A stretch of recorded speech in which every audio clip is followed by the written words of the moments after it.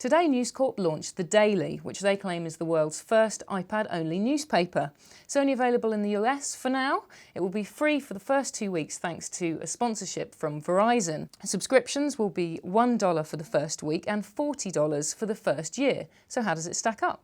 First impressions are that this looks quite Microsoft to me, which is probably not exactly what Apple were hoping for.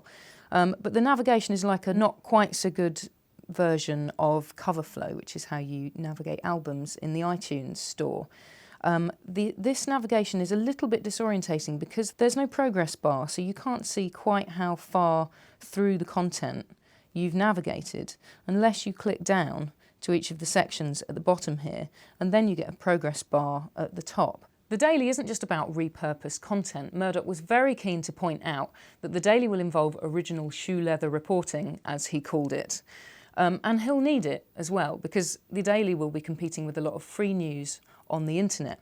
And the news is strong. Let's take a look at this key story on Egypt. There's a really interesting feature here. If you turn the iPad into portrait view, you get a very familiar news layout, and you can read the story like this with really nice full-page colour photos, as you'd expect. But turn it to landscape, you then get a picture version of the same story, which is a really nice touch. If you want to share images or stories, you can click here, send them through to Facebook, or post them to Twitter. If a friend sends a link to you, you don't need a subscription or an iPad to read that link. It's just on a normal web page. It's just a minor point, but there's some inconsistency in the design on The Daily. If you're looking at a news story like this, it feels very much like you're looking at a kind of lightweight Economist. But go through to one of the other sections. We've got news, gossip, opinion, arts and life, apps and games, and sports. Arts and Life feels almost like a standalone magazine on its own. It looks and feels a bit like Grazia or something. And then if you go to apps and games, it's different again. It looks a bit like Wired or something. What are they really trying to do? Who is the audience that will be buying The Daily? Jesse Angelo, the editor, said that he wanted to make people smile, he wanted to make people think, but let's not forget, he also wants to make people pay. Until there's a really clear editorial proposition for The Daily, it will be quite hard to attract a distinct audience. Is it about the quality journalism of The Times, or the opinions of Fox News, or the populist entertainment of The Sun?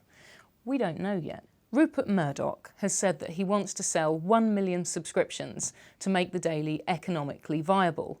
But is there a big enough crossover between iPad owners and people interested in News Corp's editorial values? We don't know yet. We've been looking at the reaction on Twitter.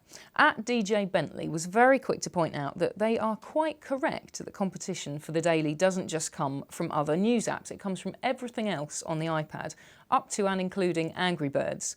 It's about attention spans, he said, not about media threats. Palmer 00 said, "For the first 2 weeks, it's free, then only 99 cents a week. Why wouldn't you subscribe? All I need now is an iPad."